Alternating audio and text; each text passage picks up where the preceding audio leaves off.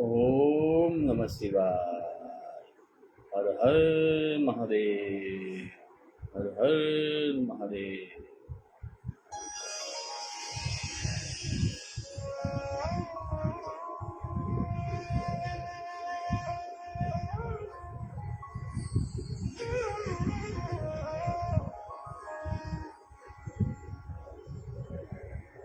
वक्रतुण्ड महाकाय सूर्यकोटि समप्रभा निर्विघ्नं कुरु मे देव सर्वदा येषु सर्वदा।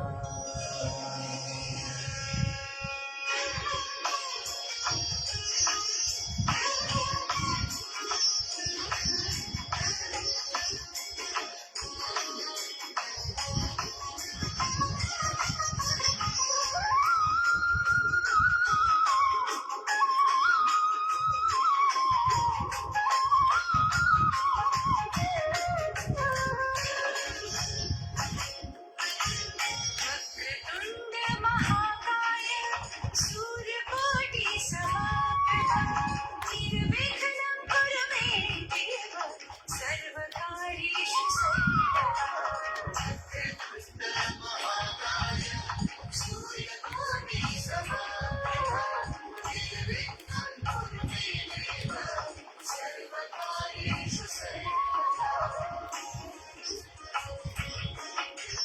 वक्रतुण्ड महाकाय सूर्यकोटि समप्रभा निर्विघ्नं कुरु मे देव सर्वकार्येषु सर्वदा।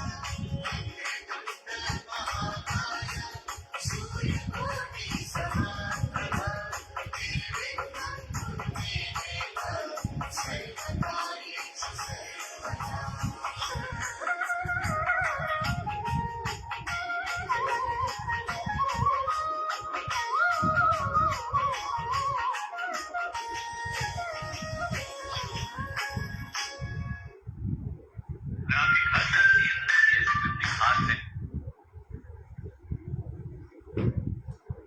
ओम नमः शिवाय। हर हर महादेव। શ્રાવણ માસમાં શિવમય બનીએ, ભક્તિના એકાઉન્ટમાં ક્રેડિટ કરીએ। શ્રાવણ માસમાં શિવમય બનીએ, ભક્તિના એકાઉન્ટમાં ક્રેડિટ કરીએ। એ જ મહા આશય સાથે આપણે શ્રી મહાકથાનું, શ્રી મહાપુરાણનું વાંચન અને શ્રવણ કરી રહ્યા છે। તો ચાલો આજે આપણે વાયુ સંહિતામાં આપણે 21મો અધ્યાય આગળ વધાવીશું અને આપ સર્વ શિવ ભક્તોને મારી સાથે એક વખત હર હર મહાદેવનો નાદ કરવા માટે હું વિનંતી કરું છું।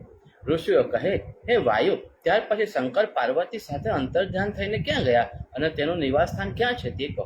વાયુ કહે, એક મંદર નામનો પર્વત હતો, તેણે હજારો વર્ષ તપ કરીને શંકરની પાસેથી એવું વરદાન માંગ્યું કે, હે મહારાજ, આપના ચરણ સ્પર્શથી મને ઘણી ઈચ્છા છે, તો આપ મારી ઉપર નિવાસ કરો। એ ઉપરથી શંકરે તેમને પોતાના ચરણથી પવિત્ર કર્યા। એવા મંદર નામનો પર્વતનો મહિમા કરોડ વર્ષ પણ કોઈ ગાઈ શકે એમ નથી। તે ઘણી સમૃદ્ધિથી તથા સુંદરતાથી ભરપૂર છે। આવા રમણીય પર્વતને જોઈ શંકર અને પાર્વતીએ પોતાનો નિવાસ કર્યો। એ પર્વતની તળેટીમાં રહેલા ઝાડ અને મોટી મોટી શિલાઓ શંકર પાર્વતીના નિવાસથી જગત માત્રાનો તિરસ્કાર કરતા હતા। વળી શંકરના ચરણ સ્પર્શથી તે પર્વત પુણ્યશાળી હોય તેમ પર્વતના પડતા હલકા અને શીતળ નિર્મળ ઝરણાના પાણીની તેને પર્વતનો અભિષેક થતો હતો। અને રાત્રિ વખતે સમીપ રહેલો ચંદ્ર ચક્રવર્તી છત્રની શોભા આપતો હતો। ગાયના પૂંછડા હાલતા હતા, તેથી શું તે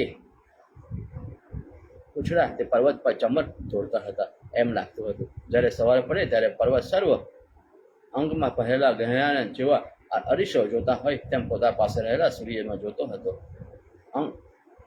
જોતો હોય એવો જણાતો હતો। પક્ષીના શબ્દોથી કોલાહલ કરતા અને મનુષ્યનો વરસાદ કરતા વૃક્ષો છડીદાર જેવા દેખાતા હતા। લતાના તંતુથી ગુઠાઈ ગયેલા વૃક્ષો તપસ્વી જેવા દેખાતા હતા ને પર્વતને જેવા આશીર્વાદ આપતા હતા હોય તેમ પુષ્પનો વરસાદ કરતા હોય તેમ પર્વત પર કેટલાક શિખર ઊંચા અને મુખના, કેટલાક નીચા મુખના અને તેથી જાણે પાટાળમાં અથવા આકાશમાં જતા હોય એમ જણાતું હતું. વળી તે પર્વત તમામ દિશાઓમાં ફેલાઈને આખા જગતને જોતો હતો અને પોતાને અજીર્ણ થયું હોય તેથી ગુફારૂપી મુખને પહોળું કરી પડેલો હતો. આ ઉપરથી એવું અનુમાન થતું હતું કે જગતને ગળી જશે કે સમુદ્રને જોશી જશે અથવા તો તે પોતાના મુખમાં રહેલો અંધકાર કાઢતો હશે. એવા આકાશમાં ચડેલા મેઘને ખાવા મુખોને પહોળા કરેલા હશે. આવી રીતે કોઈ જોવાની ચક્રવર્તીના ચિહ્નો માલુમ પડતા હતા. કોઈ જગ્યા જોવાની અજગરની આકૃતિ માલુમ પડતી હતી. વળી આશ્રમમાં વૃક્ષ કરતાં વધારે સરસ રહેવાની જગા તેમાં બનાવેલ છે, તેથી મનુષ્યને તડકાની તો ખબર જ પડે નહીં. તો કોઈ જગ્યાએ તળાવો છે, તો કોઈ જગ્યાએ નદીઓ તો છે, તો કોઈ જગ્યાએ જુનાઓ છે. આ સગળા સ્થાનકો શંકરના ચરણ સ્પર્શથી પવિત્ર થયેલા છે.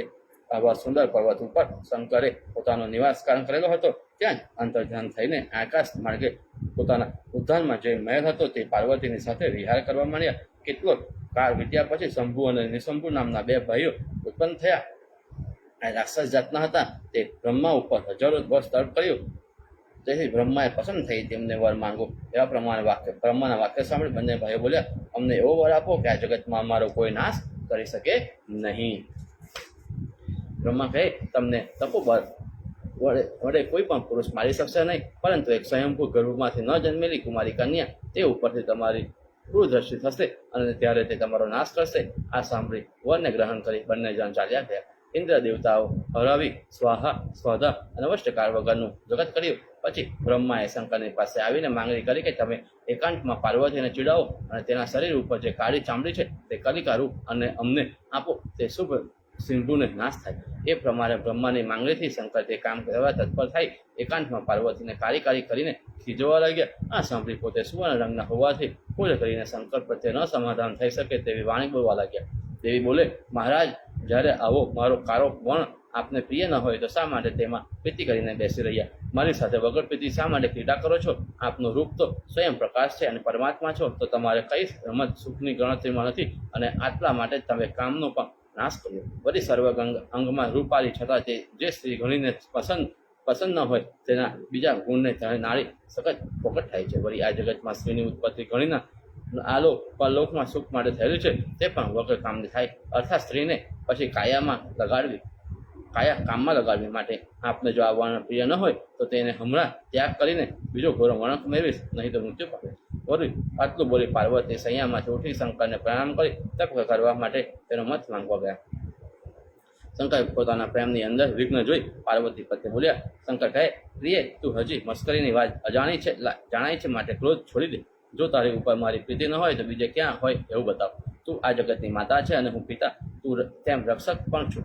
માટે મારી તારા ઉપર કેમ પ્રીતિ ન હોય? વળી આપણે પ્રીતિ કામ વડે નથી, કારણ કે કામની પૂર્વ જગતની ઉત્પત્તિ થઈ છે. એ જગતનું કારણ આપણે છે. એ જગતની રતિ માટે તે મેં કામને ઉત્પન્ન કર્યો છતાં તમે ઠપકો આપો છો. મને તો કામને બાળી નાખ્યો છે તેમ તે તમને ઘટે નહીં. કામદેવ દેવતા જેવો અને મને પણ મારો તિરસ્કાર કરવામાં આવ્યો, તેથી તેને બાળી નાખ્યો. આપણા બંને જો વિહાર છે તો જગતના પાલન માટે છે.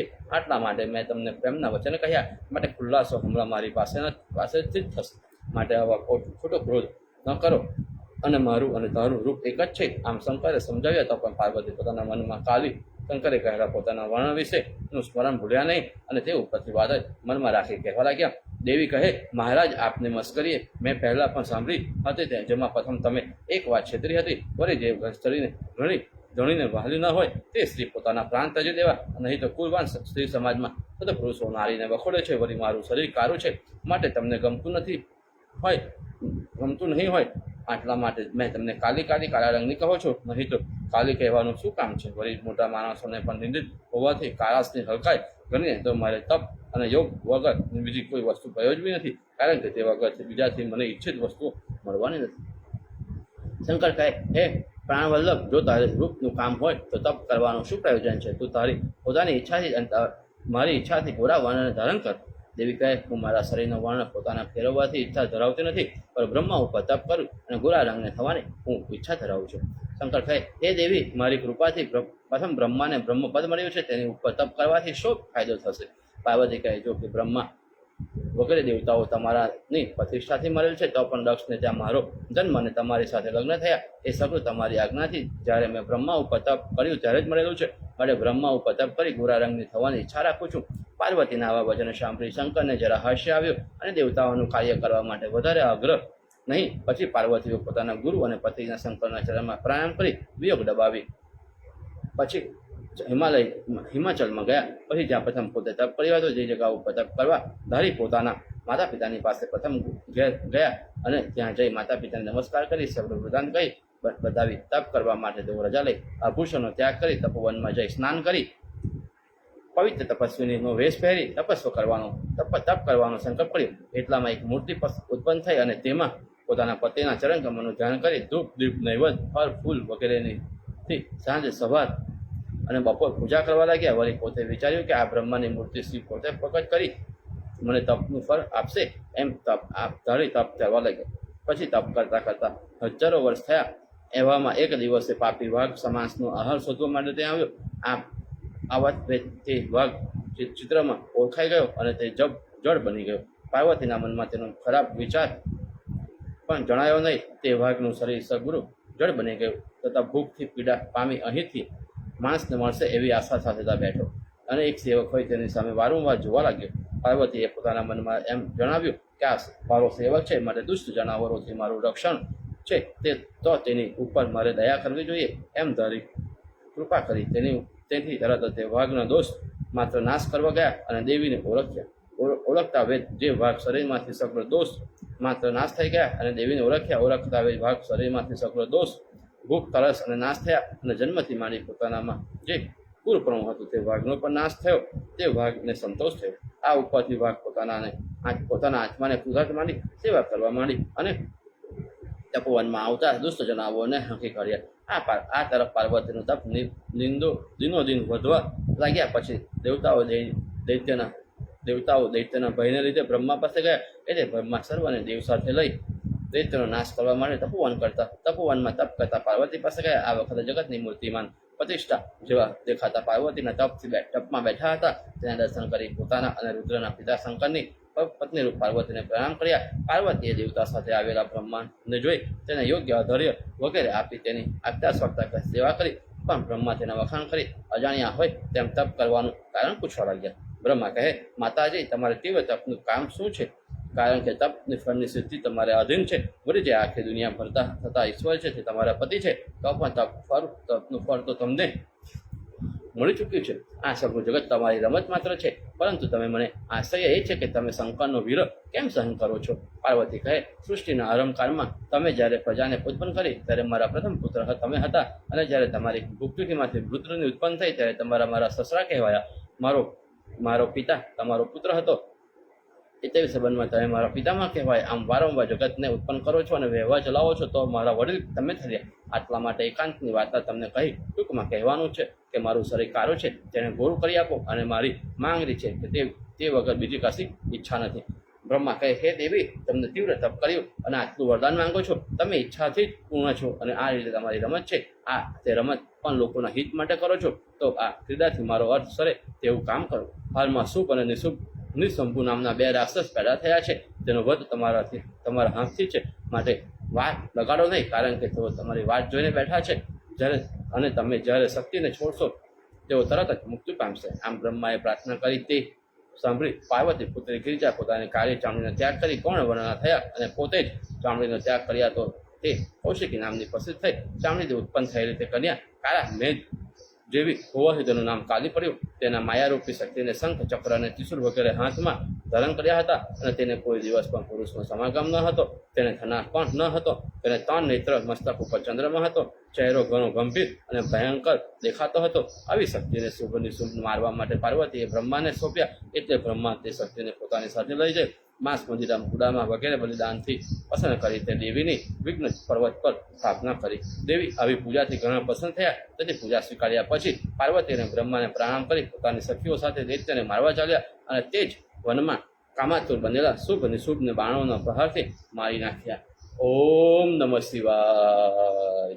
હર હર મહાદેવ. ઓમ નમઃ શિવાય. વાયુ કહે, પછી દેવગણના ઉપકાર માટે કૌશિકી નામની કાલિકીને ઉત્પન્ન કરી બ્રહ્માને સોંપી. દેવી બોલ્યા. દેવી કહે, હે બ્રહ્મા, આ સિંહે મારું તપોવનમાં સિંહના પાણીથી અત્યંત રક્ષણ કરેલું. આની તરફ જુઓ. વળી રાત્રિના દિવસ તમારે મારા વિશે પોતાનું મન અર્પણ કરી મારી સેવા કરે છે. માટે આને મારે અંતઃપુરમાં મુખ્ય ગણની જગ્યાએ નિમવો છે. તેમ શિવ પણ તેની ઉપર પસંદ થઈ પોતાના ગણધરોની જગ્યા દાખલ કરશે, કારણ કે આ સિંહ ઘણો ભક્તિવાન છે. આટલું બોલી રહ્યા પછી કહ્યું કે મને હવે જવાની રજા આપો. આ સિંહની સાથે લઈ મારા સ્થાન ઉપર જાઓ. આ પ્રમાણે બ્રહ્મા પાર્વતીના વચન સાંભળી તેની મૂર્ખાઈ ઉપર હસવા લાગ્યા કે અને સિંહના પૂર્વજન્મના ગુણનું વર્ણન કરવા તે તૈયાર થયા. બ્રહ્મા કહે, હે દેવી, આ સિંહ તો પૂર્વજન્મમાં ઘણો જ ક્રૂર રાક્ષસ જાતિનો હતો. તેની ઉપર તમારો અનુગ્રહ કેમ થયો? મને તો તમારો અનુગ્રહ સર્પ મુખના અમૃત રેડવા જેવો ભાસે છે. આ સિંહ પૂર્વજન્મમાં એક બ્રાહ્મણ અનેક બ્રાહ્મણો અને તપસ્વીઓને મારી નાખ્યા છે તથા ગૌરવ વગેરેનું પણ ભક્ષણ કરેલું છે. તેમજ તે પોતાની ઈચ્છા પ્રમાણે જુદા જુદા રૂપો ગ્રહણ કરીને ફરે છે. વળી પાપનું પણ ફળ મનુષ્ય અવશ્ય ભોગવે છે. આમ છતાં પણ આ અપરાધી ઉપર તમે આવડો બધો અનુગ્રહ શા માટે કર્યો? આ તો ઘણો બધો દુષ્ટ છે. તમારી સેવા પણ તેણે કોઈ વખતે કરેલી જણાતી નથી. જો કંઈ પણ કર્યું હોય તો તે મને કહી બતાવો. પાર્વતી કહે, એ બ્રહ્મણ, જે તમે બધું કહ્યું તે અમે કહ્યું તે સગળું ખરું, પણ તે મારા શરણે આવ્યું માટે મારાથી તેનો ત્યાગ થઈ શકે નહીં. બ્રહ્મા કહે, હે પાર્વતી, તમે આની ભક્તિ વગર પણ તેની ઉપર અનુગ્રહ કરો છો. ત્યારે જો કોઈ તમારો ભક્ત હોય તો તેનો તરત ઉદ્ધાર થાય અને કદી પુણ્યશાળી થાય. છતાં પણ તમારો અનાદર કરે તે તો તમારાથી તેને કશું જ ફળ મળે નહીં. એમ સિદ્ધિ થાય અને બુદ્ધિ થતાં જ્ઞાનરૂપ છો. હે પરમેશ્વરી, આ સંસારમાં બંધન તથા મોક્ષ બંને તમારી શક્તિને આધીન છે. તમારી શક્તિ વગર કોઈ કાર્યની સિદ્ધિ થતી નથી. તેમજ પદાર્થમાં રહેલી જુદી જુદી શક્તિરૂપ છો. તમારો પોતાનો જન્મ છે કે નહીં, કરતા કર્મ તથા કારણ એ ત્રણ વસ્તુઓ અસમત છે અને તમારી શક્તિ વડે પોતાનો વ્યવહાર ચલાવે છે. વિષ્ણુ દેવતા, દાનવો તથા હું એ સગળા ઐશ્વર્યનો તમારી આજ્ઞાને આધીન છે. વળી તમારી આજ્ઞા પ્રમાણે ચાલનારા બ્રહ્મા, વિષ્ણુ અને રુદ્ર અસંખ્યાત થઈ ગયા હશે તથા વર્તમાનમાં પણ પ્રવર્તે છે. હે દેવી, તમારી આરાધના વગર એમને ધર્મ, અર્થ, કામ અને મોક્ષની પ્રાપ્તિ નથી. તમારી શક્તિ ન હોય તો સ્થાવર જંગતમાં ફેરફાર પડી જાય. તેમ પાપ અને પુણ્યનું શું થાય? પરંતુ તમારી શક્તિએ સર્વની ગોઠવણ એવી કરી છે કે પોતાની મર્યાદામાં જ રહે. વળી આ જગતમાં પોષણ કરતા પરમાત્માની શંકરની જેમ આદ શક્તિ છો. તમામ મનુષ્યના વ્યવહાર માટે કોઈ પણ એક મૂર્તિમાં પ્રવેશ કરી નાના પ્રકારની પીડા કરો છો, પરંતુ તમારી ખરી મૂર્તિને કોઈ જાણી શકતું નથી. તમારી આવી રીતની શક્તિ છે તેવા આવા દુષ્ટ સિંહનો ઉદ્ધાર કરવો એ કંઈ પણ આશ્ચર્યની વાત નથી. આમ શંભુ અને નિશંભુને માયારૂપી પોતાના અભિપ્રાય પાર્વતીએ જણાવી તેને સ્તુતિ કરી. તેમ ગૌરીએ પણ તપની સમાપ્તિ કરી. પછી બ્રહ્મા પાર્વતીની આજ્ઞા લઈ અંતર ધ્યાન થઈ ગયા. હવે પાર્વતીએ હિમાચલ સાથે રહેતા પોતાના માતૃશ્રી મેનાને પ્રણામ કરી તેની રજા માંગી. તેને શાંત કરી. તેમજ તપોવનમાં ઝાડમાં પોતાના પુષ્પરૂપી અશ્રુધારાથી રુદન કરતા હતા તેને તથા ડાળીઓ ઉપર બેઠેલા પક્ષીના શબ્દથી વિલાપ કરતી લતાઓએ પણ શાંત કરી. પોતાના સ્નેહથી પોતાના ભાગને પુત્રની પેઠે આગળ કરીને શરીરની ક્રાંતિથી દસ દિશાને પ્રકાશ કરતા મંદરાચલના શિખર ઉપર શંકરની પાસે જઈ પ્રણામ કર્યા. ઇતિ શ્રી મહાપુરાણે વાયવ્ય સંહિતામાં પૂર્વ ભાગે ગુર્જર ભાષામાં દેવી બ્રહ્મ સંવાદ નામનો અધ્યાય સમાપ્ત. ઓમ નમઃ શિવાય. હર હર મહાદેવ. ઋષિ કહે, હે વાયુ, પાર્વતીને પોતાનું ગૌણ રંગ કરી મંદરાચલમાં કેમ બેઠા અને પોતાના પતિ શંકરના દર્શન કેમ થયા? જ્યારે પોતે પોતાના ઘરમાં બેઠા ત્યારે દોધીમાં બેઠેલા ગણધરો શું કહ્યું તે સગળું અમને કહી બતાવો. વાયુ કહે, તે કથા ઘણી રસિક છે અને તમે સાંભળનાર માણસના ચિત્તને તરત પીગળાવી નાખે છે. માટે મારાથી કહી શકાય તેમ નહીં, તો પણ કહી બતાવું છું. શંકર પર દ્વારપાલની સાથે પાર્વતીની વાત જોઈને બેઠા હતા. એવામાં પાર્વતી આવવાને અનન્યો એકબીજાને દર્શન થયા. પાર્વતી આવ્યા ત્યારે દ્વારપાલો ઊભા થઈ પગમાં પડી વાણીની સ્તુતિ કરવા લાગ્યા. પાર્વતી શંકરને પ્રણામ કરી ઉઠ્યા ન હતા એવા તો શંકર તરત જ બે તેને બાહુ પકડી પોતાના ખોળામાં બેસવાનું કહ્યું. પણ ત્યાં પાર્વતી ન બેસતા પડ્યા છત્રી પલંગ ઉપર બેઠા. તપ શંકરે તેને પોતાના ખોળામાં બેસાડી પોતાના ત્રણ નેત્રોને પ્રફુલ્લિત કરી તેની સાથે પૂર્વની વાત કરવા લાગ્યા. શંકર કહે, હે સુંદરી, હવે તો તમારી પહેલાની દશા મટી ગઈ. જે દશામાં તમને સમજાવવાનું સાધન મારી પાસે એક પણ ન હતું. વળી તે વખતે તમે પણ હટ કરી હું કારી છું અને તેમાંથી ગોળી થાવ તો હા કહું, હા નહીં તો ના એવી હટ કરી મારું મન ખેંચ્યું હતું. તે જોઈ મારું મન પણ ચિંતાતુર થવા લાગ્યું. હવે તે સગળું તમે શું પોતાના પ્રતાપથી ભૂલાવી દીધું. હા, એમ જ તે વખતે જે મનમાં ક્રોધ આવે તેના કરતાં તેનો અંશ પણ હાલમાં જોવામાં આવતો નથી. મનુષ્યની પેઠે આપણને કંઈ પણ દ્વેષનું કારણ જણાતું નથી, અને જો તેમ થાય તો આ સ્થાવર અને જંગમરૂપ જગતની સ્થિતિ કેમ સંભવી? વળી આ જગતમાં કલ્યાણ માટે આપણે દેહને ધારણ કરીએ છીએ. તું ચંદ્રમામાં રહેલી છો તથા સૂર્યરૂપ છું, તેમજ આ ચંદ્ર તથા સૂર્ય જગતમાં વ્યાપીને રહ્યા છે. આટલા માટે આપણે વિરહ થાય તો જગતનો અવશ્ય પ્રલય થાય, કારણ કે તે આધાર વગર રહી શકે. વળી શાસ્ત્રમાં પણ કહ્યું છે કે દુનિયા નામ અને રૂપવાન અને તે અર્થમય વાણીથી જણાય છે. તેમાં તારું રૂપ વાણી છે અને હું અર્થ છું. વાણી અને અર્થને કોઈ જુદા રહેવાનું સંભવતું નથી. તેના માટે શાસ્ત્રમાં પણ કહેલું છે, નિત્ય શબ્દાર્થ સંબંધ, શબ્દ અને અર્થ નિત્ય સંબંધ છે. ફરી તું વિદ્યારૂપ છું અને હું વેદ છું, તો તેનો વિયોગ કોઈ દિવસ કેમ ઘટે નહીં? વળી આ જગત માત્ર આજ્ઞાને આધીન છે. તે આજ્ઞા તમારું રૂપ છે, અને તે આજ્ઞા મારે ઐશ્વર્ય હોવાથી વારંવાર હું જગતને ઉત્પન્ન તથા નાશ પણ કરું છું. જો આજ્ઞા મારે અધીન ન હોય તો મારા કશું પણ બની શકે નહીં. માટે હે દેવીસી, આપણો કોઈ પણ દિવસ વિરહ ઘટે નહીં. તથાપિ તે બન્યું તેથી મને આશ્ચર્ય લાગે, પરંતુ આ કાર્યથી દેવતાઓનો ઉપકાર થયો. તેથી આપણી રમત પણ બીજા લોકોને સુખ સાધક પર થઈ પડે છે. જે મેં તમારી મસ્કરી કરી હતી તે ફક્ત દેવ કાર્ય કરવા માટે જ, અને તમે તેમાં પણ તે કંઈ અજાણ્યું ન હતું, પરંતુ તમે પણ દેવતાનું કાર્ય સાધવા માટે મારી તરફ ક્રોધ કરી તે કામ સાધવા તૈયાર થયા. કારણ કે તમારો ક્રોધ કોઈ દિવસ વૃથા થાય નહીં, અને તે લોકોનું કલ્યાણ જ કરે છે. આવી રીતે શંકરનું બોલવું સાંભળી પાર્વતી જરા હાસ્ય કરી સ્વાભાવિક રીતે જ શૃંગારમય કૌશિકની કથા વગર બીજું કશું જ બોલ્યા નહીં. પાર્વતી કહે, હે પ્રિય, તમે કૌશિકીને તો કોઈ નહીં જોયો હોય તેવા જેવી એકે કન્યા કુમારીમાં થઈ પણ નથી, તેમ તમે પણ નહીં. તેને પોતાના પરાક્રમથી શુંભ નામના દાનવોને મારી વિંધ્ય ઉપર પોતાનું સ્નાનક અને ભક્ત ઉપર નિરંતર કૃપા કરે છે. વળી બ્રહ્મા વગેરે દેવતાના રક્ષણ માટે તેનું સ્તમન કરે છે. આટલું બોલી પોતાની સખીને કહ્યું કે જો આ પેલા સિંહને બોલાવી રક્ષણ માટે તેનું બોલાવી લા. સખી હુકમ થતાં જ સિંહને બોલાવી શંકરના સમીપ રાખ્યો. તે વખતે પાર્વતી તેને જોઈને બોલ્યા, હે મહારાજ, તમારે સારું હું આ ભેટમાં લાવી છું. તેને તપવાનમાં મારું અત્યંત સ્મરણ કર્યું છે, તો આ મારો ભક્ત છે. વળી પોતાના દેશ છોડીને અહીં આપના પ્રસાદની ઈચ્છાથી કેવળ આવેલો છે. માટે જો આપની મારા ઉપર પ્રીતિ હોય તો આને તમારા અંતઃપુરમાં ઘરની જગા આપો, અને તે નંદીના વચન પ્રમાણે અનુસરે. તમારી પાસે આટલી માંગણી છે. ઉપર પ્રમાણે શંકર પાર્વતીના વચન સાંભળીને બોલ્યા, હે પ્રિય, તમારી ઉપર હું ઘણો પસંદ થયો છું. આટલું કહ્યું એવામાં તે સિંહ ગણના રૂપમાં બની ગયો, અને તે વખતે રત્ન જડિત જામો અને છડી વગેરે તે ગણમાં આપ્યા. આ ગણને જોઈ સોમચંદ્ર અને નંદી ખુશ થયા, માટે આનું નામ સોમનંદી રાખ્યું. ઉપર પ્રમાણે શંકરે પાર્વતીનું પ્રિય કર્યા પછી નાના પ્રકારના આભૂષણોથી પાર્વતીને શણગારી પોતાના ખોળામાં બેસાડી ઘણું જ માન આપ્યું. ઇતિ શ્રી મહાપુરાણે સહિત વાયવ્ય સંહિતામાં પૂર્વ ભાગે ગુજર ભાષામાં અધ્યાય સમાપ્ત. ઓમ નમઃ શિવાય. હર હર મહાદેવ. ઓમ નમઃ શિવાય. વાયુ કહે, મહારાજ, પાર્વતીનું સમાધાન કરતા મહાદેવે આ જગતને અગ્નિ અને સોમમય કહ્યું. વળી તે જગતને આજ્ઞાને તાંબે છે અને આજ્ઞારૂપ દેવી ધરાવ્યા. તેમ અર્થ અને વાણીથી પણ આ જગત વ્યાપ્ત છે. શંકરનું આ બોલવું ઘણું જ ગૃહ્ય છે, માટે તે તમને ખુલ્લાસાથી સમજાવો. વાયુ કહે, હે મુનિઓ, ગણિત ભયંકર અને તેજસ્વી શંકરની મૂર્તિ છે. તેને અગ્નિ ઠરાવેલ છે, છતાં તે શાંત અને અમૃત રસથી ભરેલી મૂર્તિ છે. તેને સોમ એવું નામ આપેલું છે. તે વિશે વેદમાં પણ કહેલું છે કે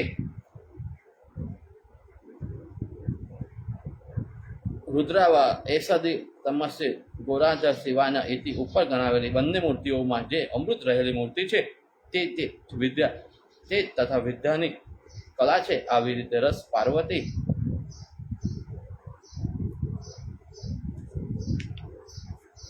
તથા તે જ શિવ સર્વ પૃથ્વી ઉપર પરમાણુમાં વ્યાપી રહેલ છે.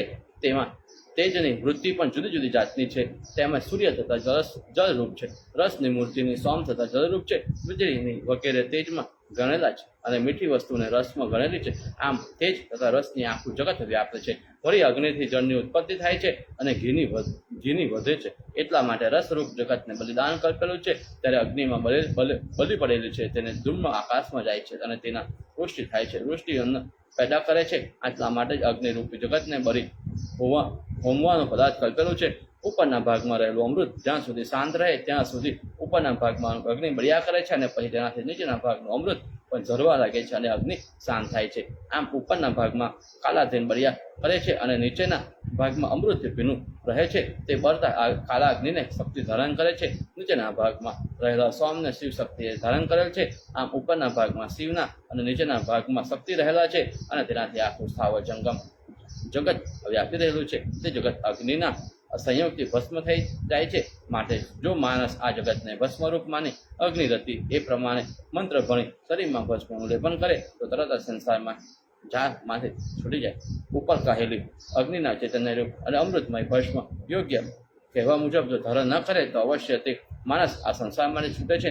માટે સત્પુરુષોને તો મોક્ષ આપનાર આ વસ્તુ છે. કારણ કે શંકરના વીર્યનો સ્પર્શ જેને થાય તે મૃત્યુનું દુઃખ થતું નથી. માટે શાસ્ત્રમાં કહેલ ગુરુહ્ય રીતે અગ્નિની દહ કરવો અને અમૃતથી નહવું ઇત્યાદિ જે માણસ જાણે છે તે ઉદ્ધાર પામે છે.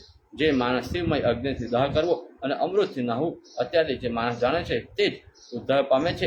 જે માણસ શિવમય અગ્નિથી પોતાનું શરીર બાળી પછી યોગ માર્ગમાં કહેલ અમૃત સ્નાન કરે તો તેનો અવશ્ય મોક્ષ થાય છે. હે મુનિઓ, શંકરે પોતાના મનમાં આવો અર્થ ધરી જગતને અગ્નિ સ્વરૂપ કહ્યું છે. ઇતિ શ્રી મહાપુરાણે વાયવ્ય સંહિતામાં પૂર્વ ભાગે ગુજર ભાષામાં અધ્યાય સમાપ્ત. ઓમ નમઃ શિવાય. હર હર મહાદેવ. ઓમ નમઃ શિવાય. વાયુ કહે, હે મુનિઓ, હવે ટૂંકમાં વાણી અને અર્થરૂપ જગતને તે અષ્ટ અને ષષ્ઠ અધ્વનું વર્ણન કરી બતાવું છું, તે સાંભળો. આ દુનિયામાં કોઈ પણ શબ્દ અર્થ વગરનો નથી, તેમ અર્થ વગર કંઈ રહી શકતો નથી. પરંતુ સર્વ શબ્દોનો અર્થ જાણવા સંકેત આજ્ઞાની જરૂર પડે છે. જેવી રીતે ગાય અમને એમ બોલે ત્યારે વાત પૂંછડું, ખરી, શિંગડા અને તેનો આકાર પ્રથમ મનમાં જણાય અને પછી તે ઉપરના પદાર્થનો ઓળખો આવે છે. આવી રીતે શબ્દનો અર્થ બે ભાગ પાડનારી પ્રકૃતિ છે અને પ્રકૃતિને શિવ પાર્વતીની શક્તિ માનેલી છે. તે શબ્દરૂપ શક્તિ સ્થૂળ, સૂક્ષ્મ અને પર એવા નામથી 3 પ્રકારની છે. તેમાં સ્થૂળ શક્તિ કાનથી જણાય છે અને સૂક્ષ્મ શક્તિનો ફક્ત વિચાર માત્ર થઈ શકે છે. તથા જે પરાશક્તિ છે તે તો વિચારમાં પણ આવવી મુશ્કેલ છે. તે પરાશક્તિ સર્વશક્તિરૂપ અને શિવના તત્વરૂપ છે અને તે જ્ઞાનના સંબંધથી ઈશ્વરની ઈચ્છા વર્તમાન અને તમામ કાર્યમાં મૂળરૂપ છે. કુંડલિની તથા માયા પણ તેને જગત કહે છે. તે એક તો પણ તેનું વિવેચન કરી તેના 6 ભાગ થાય છે. તેમાં 3 અર્થના ભાગ છે, 3 ભાગ અર્થના કહ્યા છે. આ સર્વ વિભાગોનો માણસ પોતાની શુદ્ધિ પ્રમાણે નાશ થતા ભોગાદિક માટે કામ લાગે છે. આ સર્વ નામો તમને ગણાવું છું. મંત્રો દવા મંત્રોનો ભાગ, પદવ દવા પદનો ભાગ, વર્ણ દવા વર્ણનો ભાગ 3 ને સંબંધ કહે છે. અને ભુવના દવા, તત્વધ્વા અને કથાધ્વા, અથર્વધ્વા આ ષષ્ઠધ્વા છે. 6 માર્ગો છે, એકબીજાને વ્યાપીને રહેલા છે. મંત્રો પરથી ઉઠાયેલા છે. પદો શબ્દ વગર રહી શકતા નથી. તે વિશે નીચે પ્રમાણે શાસ્ત્રમાં પણ કહ્યું છે કે વર્ણવાસ મુહઈ પદા હું નિશ્ચિત ગુણ ભુવન લોકોથી વ્યાપેલા છે. કારણ કે લોકોમાં વર્ણ અને વ્યવહાર ચાલુ છે અને તે ભૂમંડળો અંદર અને બહારના ભાગથી તત્વ વડે વિખરાયેલા છે. આ સર્વ ભૂમંડળો પુરાણોમાં પ્રસિદ્ધ કરેલા તે છે. તે જાણવા અને તત્વો પણ સાંખ્ય તથા શિવ સંહિતા વગેરેના કહેલા જાણવા. તે તત્વો કલાથી વ્યાપેલા છે. કલા પ્રકૃતિ પણ આદિ છે અને તેના 5 વિભાગ છે તથા તે નિવૃત્ત વગેરે નામથી પ્રસિદ્ધ છે. આથી જે પરાશક્તિ છે તે ષષ્ઠ અથવા ઉઠાઈને રહેલું છે. શક્તિથી માંડી પૃથ્વી પર્યંત સર્વ પદાર્થો પરાશક્તિ જ બને છે. જેમ મૃત્તિકા માટીથી ઘડો વિતરાયેલો છે તેમજ પરાશક્તિથી તમામ પદાર્થો વિતરાયેલા છે. સિંહનું પરાધામ પણ પરાશક્તિ જ છે. જે ધામ ષષ્ઠ અધ્વથી મનુષ્ય મળે છે. તેમાં પ્રથમ નિવૃત્તિ કલાથી રુદ્ર પ્રયત્નનું જ્ઞાન થાય છે. શાંતિ કલાથી ઉપર તેની રહેલી વસ્તુ જણાય છે તથા શાંત્યથી નિરમય શાંતિ કલા બ્રહ્મથી જે માયાના યોગથી આકાશ રૂપે વ્યાપેલ છે તેનું જ્ઞાન થાય છે. આ 5 તત્વો સર્વ જગતમાં વ્યાપેલા છે અને તેમાં સગરું છે એમ યોગીઓ જાણવું. પણ આ માણસ અધ્વ માર્ગ બુદ્ધ શુદ્ધિ કર્યા વગર તત્વ જાણ્યા વગર જાણવા ઈચ્છે છે. મૂર્ખને તત્વનું ફળ જરા મળતું નથી અને તે યોગીનો શ્રમ પણ વૃથા થાય છે તથા તે નરકમાં પડે છે. શક્તિના જ્ઞાન વગર તત્વોની પ્રાપ્તિ તથા શુદ્ધિ જાણવાની નથી. સાક્ષાત શક્તિ શંકરની આજ્ઞા છે અને તેને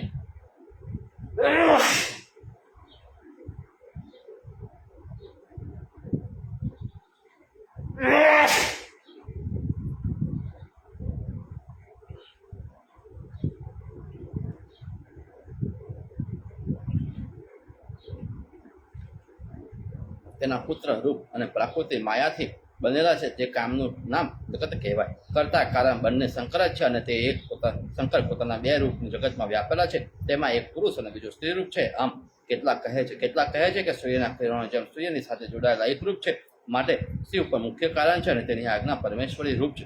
જે આજ્ઞાને તાબે રહેલી માયા શક્તિ કહેવાય તેને માયા, મહામાયા, પ્રકૃતિ અને ત્રિગુણા એવા નામોથી કહે છે. તે કાર્ય રૂપે ત્રિગુણી માયા કહેવાય.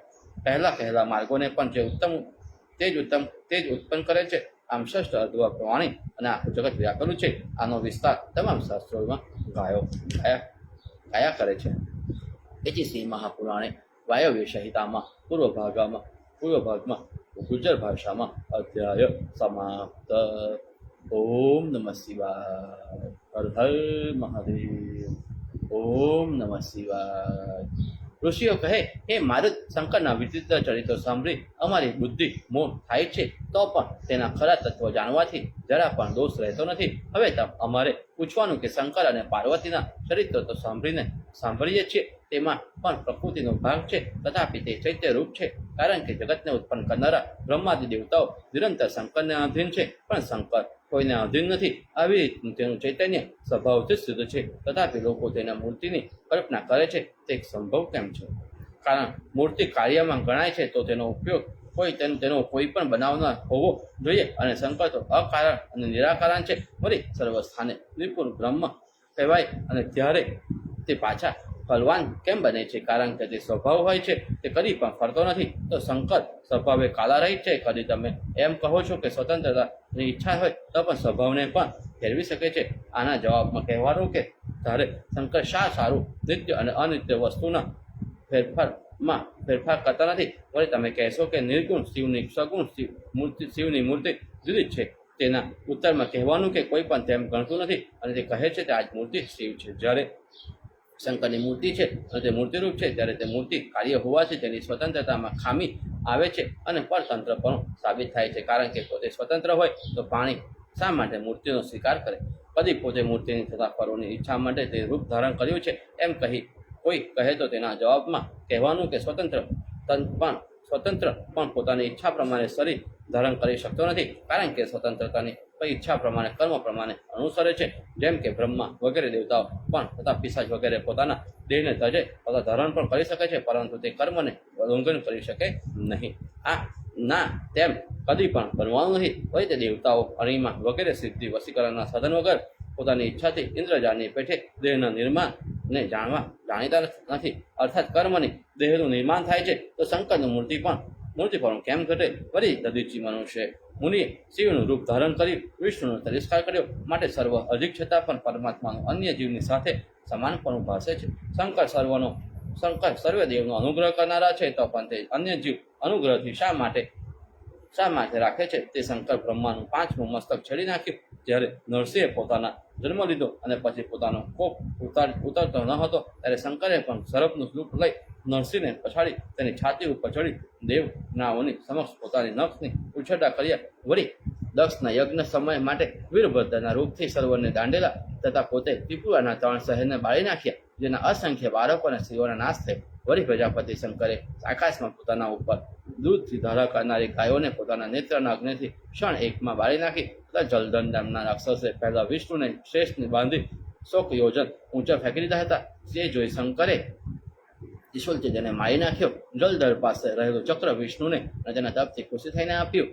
જે ચક્રના પરાક્રમથી હજી સુધી વિષ્ણુ સર્વ અસુર ગણોનો નાશ કરે છે.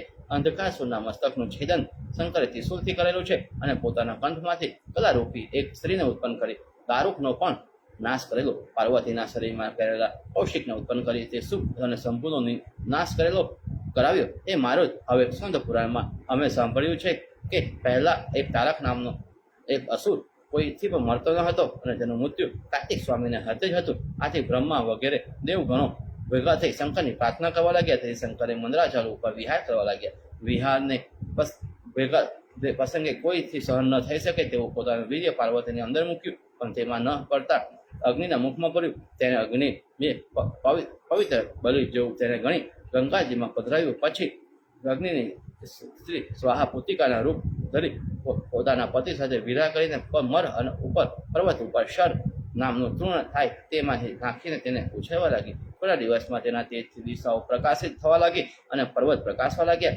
આવી રીતનું પુત્ર તેજ જોઈ સર્વ દેવતાઓ અને શંકરને કુમારને જોવા માટે પધાર્યા. સર્વ દેવતાઓની સમક્ષ પાર્વતી પોતાના પુત્રને ઓળખવા બેસાડી મુખનું ચુંબન કરવા લાગ્યા અને પરસ્પર પુત્રની પીડાનો અનુભવ કરી પોતાની આનંદની સીમાનો અનુભવ કરવા લાગ્યા અને ધરાવતા પધરાવતા બોલ્યા, તારો આવો અવતાર આ દુનિયાનું કલ્યાણ કરવા માટે છે. આમ બોલી બદ્ધ રહ્યા. ત્યારે કાર્તિક સ્વામી લાયક ઉંમરના થયા ત્યારે સર્વ દેવસેનાધિપતિ અને તારકાસુરથી ભય પામેલા ઇન્દ્રની સાથે તેની મૈત્રી કરાવી. પછી પોતાના પુત્રને અગ્ર કરી શંકરે કોશને નાશ કરવાની મહાશક્તિ સાંગ નામનું હથિયાર કાર્તિક સ્વામીને આપી તારકનું માથું કપાવી ઇન્દ્રને નિર્ભય કર્યું. વળી પૂર્વ શંકરના વરદાનથી મરી ગયેલા રાવણે પસંદ થઈ હિમાચલના પર્વતને હાથથી ઉપાડી દીધો. આથી શંકરે ક્રોધ કરી પોતાના પગના અંગૂઠાથી દબાવ્યો, એટલે તે ભૂમિ ઉપર ઉતરી પડ્યો. વળી બ્રહ્માનો છોકરો પોતાનો અત્યંત ભક્ત હતો તે ગુજરી ગયો. તેને ખબર પડતા હવે શંકર ત્યાં પધાર્યા. ત્યાં પોતાના ચરણ તળે કાળ મૃત્યુને દબાવી રાખ્યો. વળી તે વખતે શિવે પોતાના વાહન નંદીશને શોધવા નીકળ્યા હતા. શોધતા તેના હાથમાં વડવાનલ અગ્નિ આવ્યો. તેનું ગળું પકડીને પોતાને સ્થાનકે લઈ આવ્યા. વળી જ્યારે જગતનો લય થાય છે ત્યારે પૃથ્વી પાણીમય થઈ જાય છે. આ વખતે શંકર પોતાના બાહુ ઊંચા કરીને નૃત્ય કરે છે. આવી રીતની અનેક શંકરની લીલાઓ છે. તે શંકર શાંત વૃત્તિથી જો પાણી ઉપર કૃપા કરે તો શા માટે સગડાઓ એક જ વખતે ઉદ્ધાર ન કરે? તમે કહેશો કે સુખ અને દુઃખ પામવું એ તો અનાદિકાળથી કર્મને લીધે ચાલ્યું આવે છે, તેમાં કોઈનો ઉપાય નથી. વળી કરેલા કર્મને અવશ્ય ભોગવવા પડે છે. તો તેના ઉત્તરમાં કહેવાનું કે કર્મનું કારણ ઈશ્વરે કરેલું કંઈક હોવું જોઈએ. તે મારું જ માટે અમારા મનમાંથી લોકયુક્તિ છે. કરેલું નાસ્તિકપણું મધાડો. ઇતિ શ્રી મહાપુરાણે શિવ મહાપુરાણમાં વાયવ્ય સંહિતામાં પૂર્વ ભાગે ગુજ્જર ભાષામાં અધ્યાય સમાપ્ત.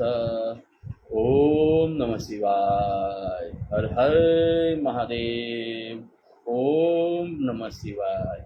શ્રાવણ માસમાં શિવમય બનીએ, ભક્તિના એકાઉન્ટમાં ક્રેડિટ કરીએ. શ્રાવણ માસમાં શિવમય બનીએ, ભક્તિના એકાઉન્ટમાં ક્રેડિટ કરીએ. એ જ મહા આશય સાથે આપણે શિવ મહાપુરાણ કથાનું વાંચન અને શ્રવણ કરી રહ્યા છીએ. તો આપ સર્વ મિત્રોને, આપ સર્વ શિવ ભક્તોને પોતાના પરિવાર સાથે, મિત્ર મંડળ સાથે સુખ, સમૃદ્ધિ અને શાંતિ અને સ્વાસ્થ્ય પ્રાપ્ત કરો એવા જ મહા આશય સાથે અત્યારે હું આ શિવ મહાપુરાણ કથાને વિરામ આપું છું. બપોરે 3 વાગ્યે આપણે ફરીથી આ શિવ મહાપુરાણ કથાનું શ્રવણ અને વાંચન કરશું. તેમાં આપને મારા તરફથી ભાવભીનું આમંત્રણ છે. ઓમ નમઃ શિવાય. ઓમ નમઃ શિવાય. હેપી જન્માષ્ટમી. આજે કૃષ્ણ જન્મોત્સવ, એટલે આપ સર્વ મિત્રો, સૌ ભક્તો કૃષ્ણ જન્મોત્સવનો ઉત્સવ મનાવશો એવી જ મારા દિલથી અને કૃષ્ણ જન્મોત્સવની આપ સર્વને અભિનંદન. ઓમ નમઃ શિવાય. ઓમ નમઃ શિવાય. ઓમ નમઃ શિવાય.